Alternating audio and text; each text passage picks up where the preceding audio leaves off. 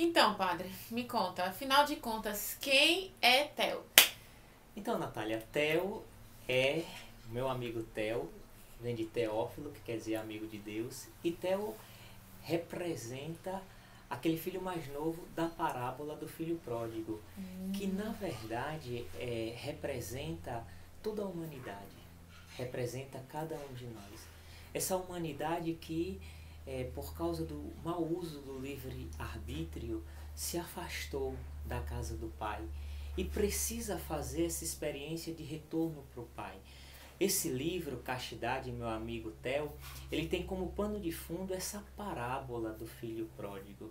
E nós começamos falando do gesto desse filho, todos nós temos em mente essa parábola muito conhecida, onde o filho mais novo se dirige ao pai, pede todos os seus bens e vai para um país distante, se torna um estrangeiro. Né? Por quê? Porque ele se afastou da casa do Pai. Como um homem que, quando se afasta de Deus, se afasta daquela experiência da abundância de amor, e por isso a gente faz essa leitura da castidade como essa abundância, já a gente vai definir o que é essa abundância, e então ele se distancia, e lá ele perde tudo, se perde, e começa a se reencontrar a partir do momento em que ele cai em si mesmo, se dá conta do que fez e viu que é melhor voltar para a casa do Pai. Então Theo é esse filho mais novo nos representa, ou até mesmo representa o caminho que todos nós precisamos fazer para fazer a descoberta assim do que é o amor. Mas o nome do livro é Castidade, o meu amigo Theo. O que tem a ver a castidade com Theo? Por que esse nome? O que é essa castidade que você está falando, padre? O que significa então a castidade? A castidade é um sim. É um sim ao amor. É um sim à abundância de amor. Por isso no livro, na leitura, no final já do primeiro capítulo, é a grande definição que nós construímos juntos, a partir da percepção de que a castidade não significa não. Muitas vezes a gente, quando vai dizer, definir o que é a castidade, a gente diz a castidade é não isso, é não fazer aquilo, é não fazer aquilo. E parece que a castidade é feita de uma constelação de nãos, quando na verdade a castidade é um sim ao amor. A castidade é amar. Agora, a gente então, para entender a castidade, a gente precisa entender, Natália, o que é o amor. Né? Mas aí gosto muito de Santo Agostinho e sou de acordo com ele em tudo que ele diz, né? Só nisso não. Mas Santo Agostinho diz que o amor não se explica. Como é que a gente vai entender o amor? Olha, o amor não se explica porque o amor não é um conceito, o amor não é uma teoria. O amor, Natália, é um ato. E Não é só Deus... sentimento também, né? Que a gente às vezes acha que eu amo porque eu estou sentindo alguma coisa. Exatamente, não é sentimento, vai muito além. O amor é ato. E Deus é amor em ato. Então o amor é uma pessoa em ato. Então, essa pessoa, né, que é amor, e Santo Agostinho diz, se eu digo que Deus é amor, e as Sagradas Escrituras diz isso, então significa que Deus não é um Deus solitário. Né? Por quê? Porque o amor nunca pode ser de si, senão seria egoísmo. Então na Trindade encontramos uma comunidade de amor. O amor que é amante, o amor que é amado e o amor que é pessoa. Então, Deus é o Pai amante e o amor, ele sempre é ato. Então, a primeira dimensão do amor é essa perspectiva amante, em ação, em movimento, é um amante. Se Deus é amante enquanto Deus, ele precisa de outro ser perfeitíssimo que se deixe ser amado perfeitamente e acolha todo o gesto do amante de uma maneira perfeita. E o que há entre eles também não pode ser um sentimento, é outra pessoa. Então em Deus o amor sempre é pessoa. E Deus na Trindade é esse amor. Que o que é que faz o amor? O amor ele se dá inteiramente, integralmente. Por isso que o que é amor? O amor é dar-se. O amor é dar-se, agora atenção, não é dar coisas, dar uma parte de mim, que é o que o mundo muitas vezes erra muito. Não é um sentimento, é mais. Envolve também os sentimentos, lógico, mas é muito mais do que isso. Então, o amor é dar-se a si mesmo. E porque às vezes também, desculpa, padre, eu percebo que às vezes a gente pode não estar sentindo naquele momento nada, mas vai precisar sair de si em vista do outro. Então, isso se configura também o amor. Você não está sentindo, mas você vai precisar atuar com amor, né? Exatamente, porque então nós, criados à imagem e semelhança de Deus, então nós também fomos criados para viver essa dinâmica.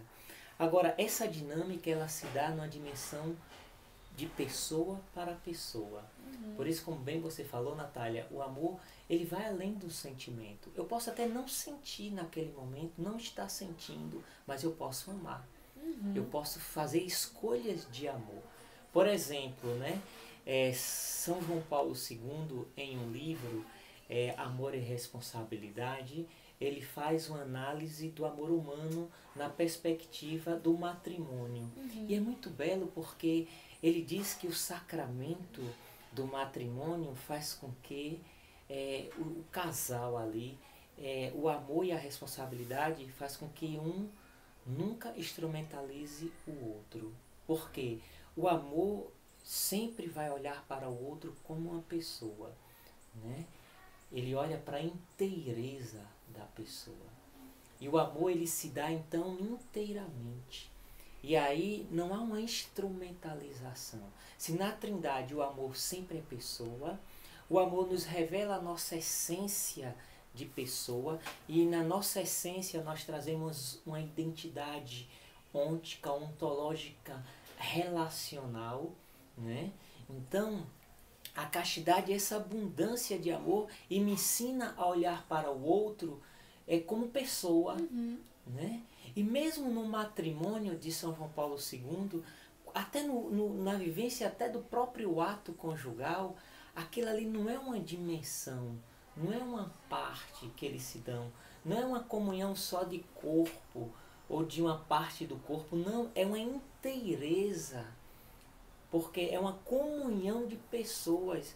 E o amor casto faz com que nunca se instrumentalize o outro, porque o outro não é uma coisa, o outro é uma pessoa, né? É uma pessoa.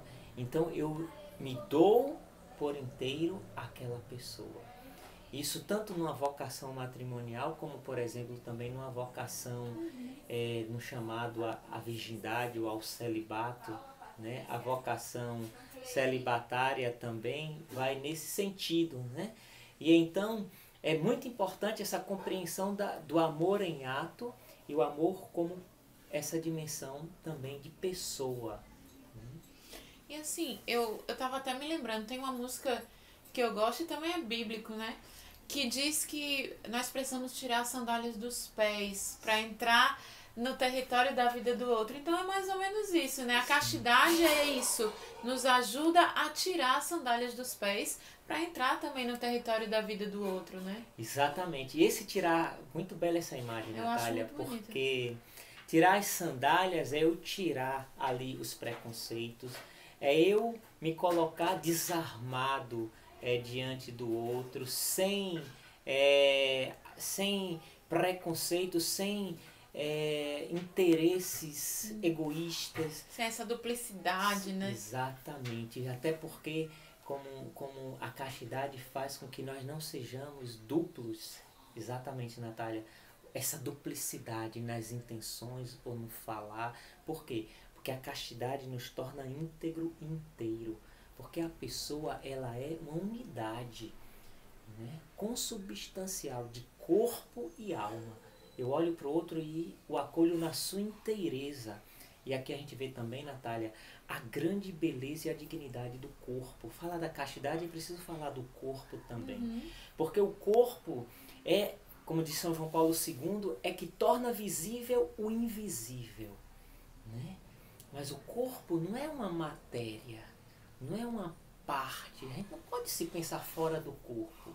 Verdade. E por isso que o corpo tem uma sacralidade. E é impressionante como, e a gente vê no livro, o Theo, quando vive como um estrangeiro, fora de casa, né? A gente poderia ver esse estrangeiro como fora de Deus, distante de Deus, né? É muito interessante porque ele vai ver que as feridas que ele viveu no corpo, tudo que a gente faz no corpo, toca a alma. Verdade. Não é? E até aquilo que toca a alma atinge o corpo. Quantas vezes as pessoas adoecem, mas é uma doença emocional, psicológica, mas o corpo ressente, o corpo físico adoece, porque mostra essa unidade. Então o nosso corpo, ele foi criado para o amor.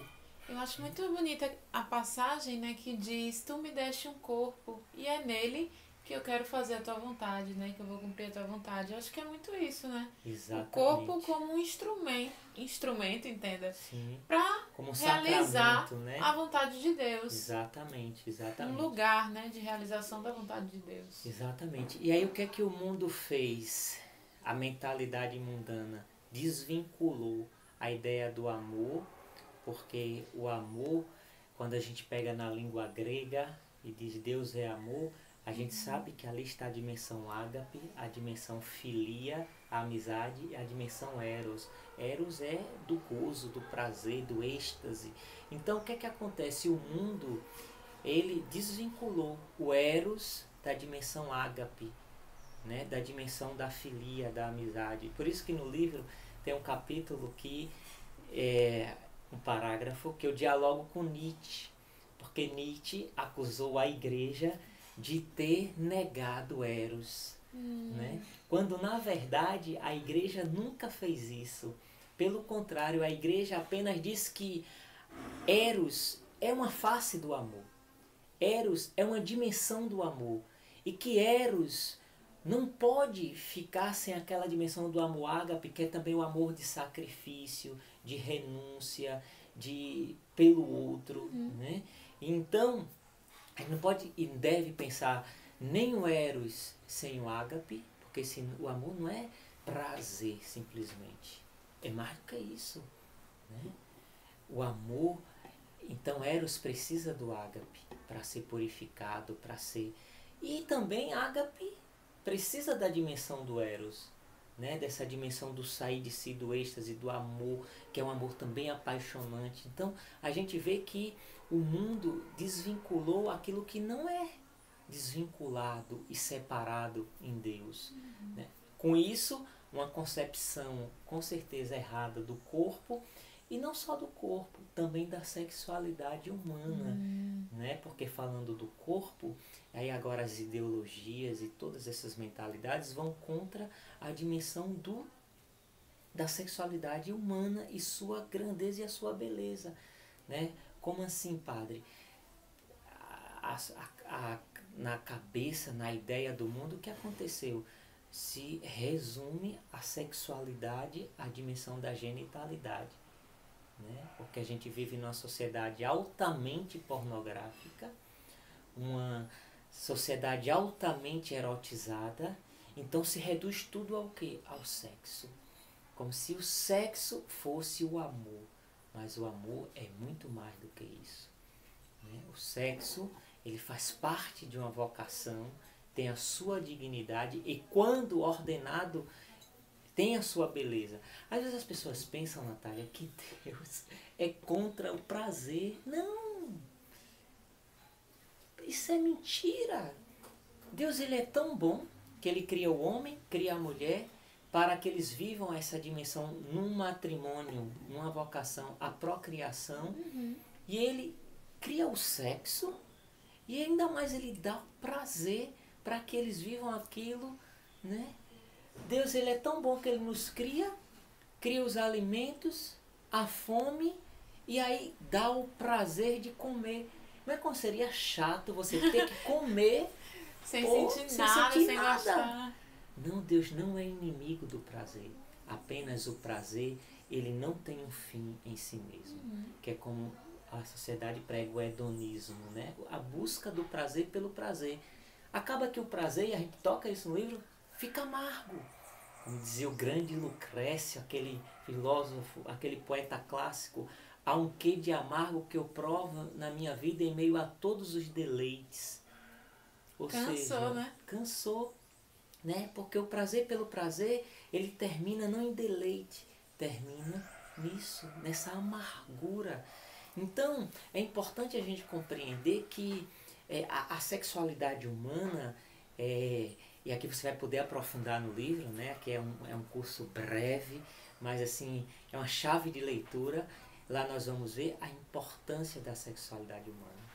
E a genitalidade faz parte dela, mas não é o uso dela que te faz mais homem ou mais mulher, né? Porque inclusive você pode ser plenamente homem, uma mulher pode ser plenamente mulher, até sem o exercício da sua genitalidade, da sua dimensão genital, como é no caso de uma vocação celibatária, e não o torna menos homem. Mas o mundo, Natália, o que é que vai dizer? Não, quanto mais você tem uma vida ativa, mais você vai ser homem ou mais você vai ser mulher. Ou Isso você é uma tem que grande experimentar mentira. tudo para poder descobrir se você é homem ou se você é mulher. Também tem essa mentalidade, né, padre? Exato. Que também é muito sério. Eu me preocupo também, às vezes, sabe? Com essas opções que o mundo tem dado para as pessoas, né?